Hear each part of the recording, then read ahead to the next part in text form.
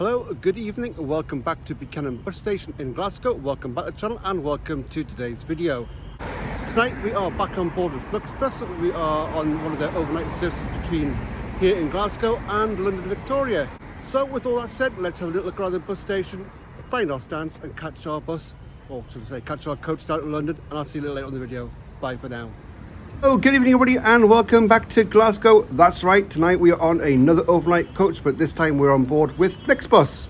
Located on the northeastern side of the city centre, Buchanan Bus Station is Glasgow's main bus coach terminal. It is also the biggest and busiest bus station in Scotland, with around 1,700 bus journeys departing daily. The station was opened in 1977 and has 57 stances in total.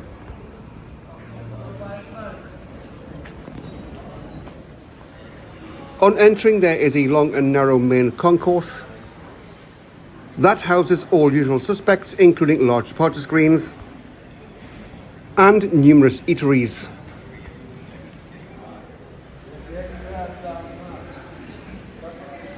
There is also a manned information centre. Toilets can be located to the left on entering. There is a 30p charge, but don't worry, they do accept contactless payment. There are also links to Glasgow's two main airports, Glasgow International and Glasgow Prestwick. Anyway, my coach down south has arrived on stance on time. Tonight I am on the 7:15 service and we are departing from stance number 57. Boarding was called around 5 minutes prior to departure.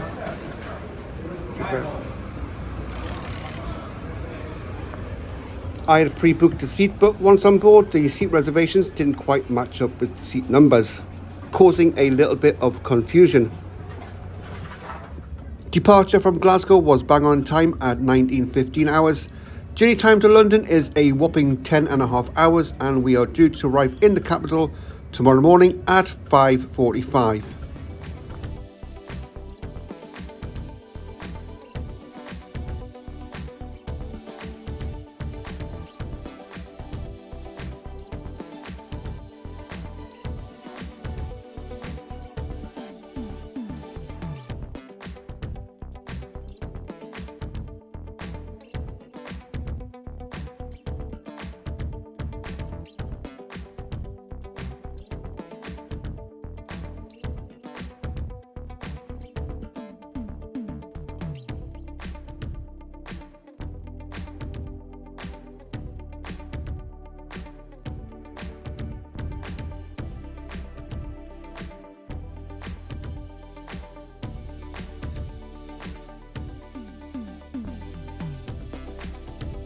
On leaving Glasgow, we head east on the M8 towards our first stop, Edinburgh.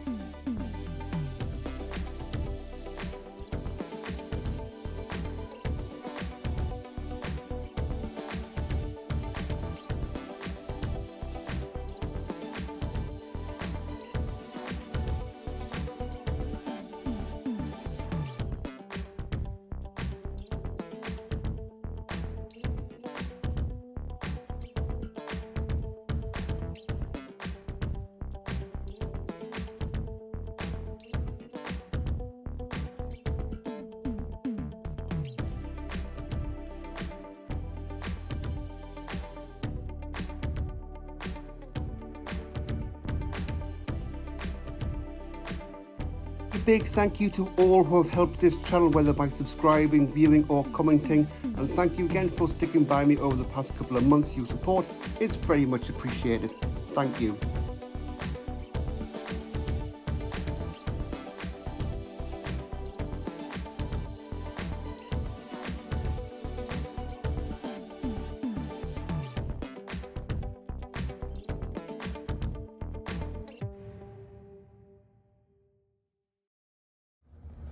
After an hour and 20 minutes, we arrive in Scotland's capital, Edinburgh, at 8:35 p.m.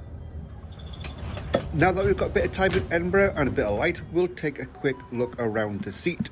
Legroom was fantastic, especially for a journey of this length. There was also a fold-down tray with a couple of cup holders. Underneath the tray, there's a little net pocket for storage. The large windows have curtains which give it a nice comfortable feeling. Whilst up top you've got your personal reader light and a little air vent. Power comes in the form of a USB port located underneath your seat.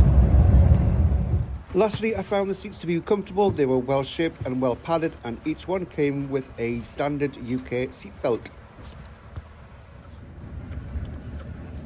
Departure from Edinburgh was on time at around 8:50. Next stop is Newcastle.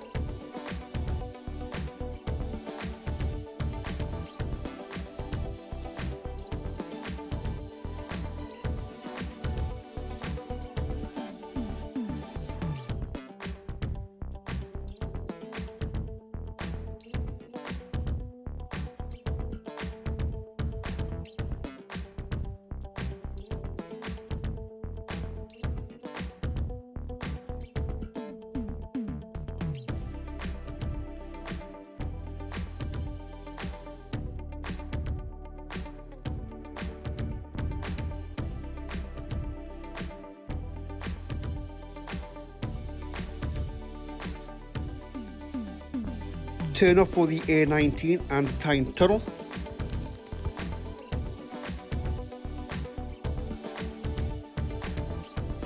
We leave the A1 and join the A167, commonly known as the Central Motorway. It is the main artery that runs through Newcastle. The stop in Newcastle is located outside the city's main library on John Dobson Street and opposite the Ling Art Gallery. Megabus also use this stop primarily due to its location and easy access to the Central Motorway. On leaving Newcastle, it's back onto the A167, which leads directly across the Tyne Bridge and into Gateshead, and onto our next stop, which is Sunderland.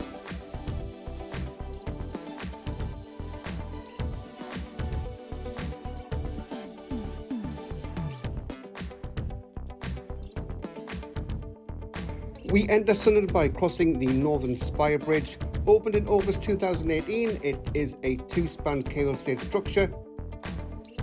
Originally, an ambitious design was selected, but was later dropped after several contractors withdrew. In 2014, the project switched to the cheaper cable-stayed design.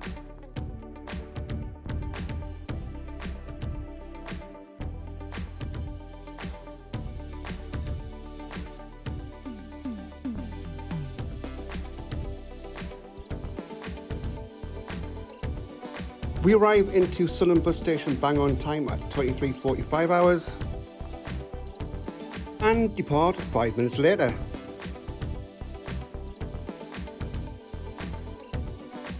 On leaving Sunderland, we follow a Manchester Airport bound National Express all the way to our next stop, which is Middlesbrough.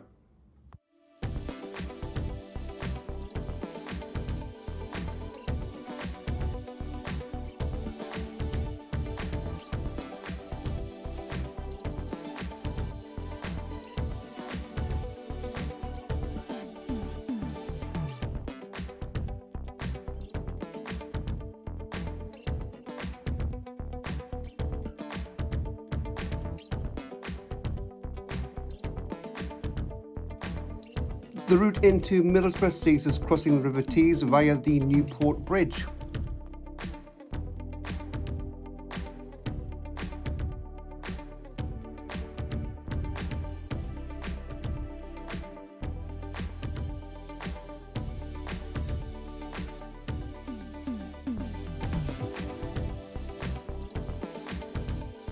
Departure from Middlesbrough was bang on time at 12:45.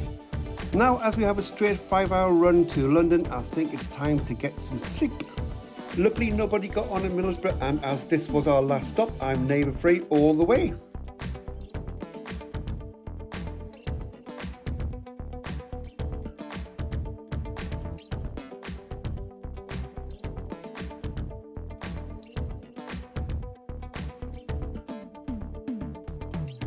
I actually slept quite well, a good 4 hours or so, waking up as we were approaching central London.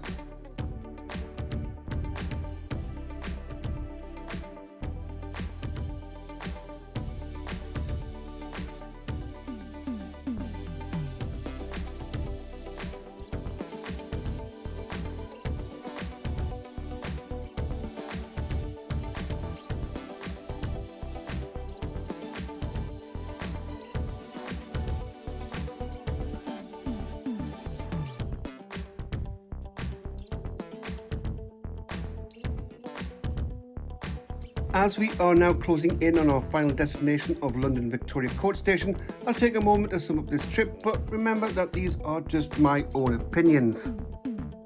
First and foremost, 10.5 hours on any coach is a very long time to spend. That said, I found this journey fairly easy and the seats were more than comfortable for the duration. The two drivers were also excellent, although I was surprised that there was no service break. Luckily, there is a toilet on board, albeit if you're my size, 6'1", you need to be a contortionist to fit in it. If you are planning on taking the service, I'd make sure you stock up on some food and drink before boarding, just in case there is no break. So what did all this cost? Base fare was £27.99, £3.99 for seat reservation and a £1 booking fee, totalling £32.98. All in all, I found this good value for money. Out of the three operators, I prefer National Express with Megabus coming in last, but I'll certainly use Flixbus again should the need arise. I'd certainly recommend them. With all that said, thank you so much for joining on this journey, and I do hope you enjoy the video. If you are new to the channel or haven't yet, then please do subscribe. But until our paths cross again, do take care, stay safe, thanks for watching, and I'll see you next time. Thank you.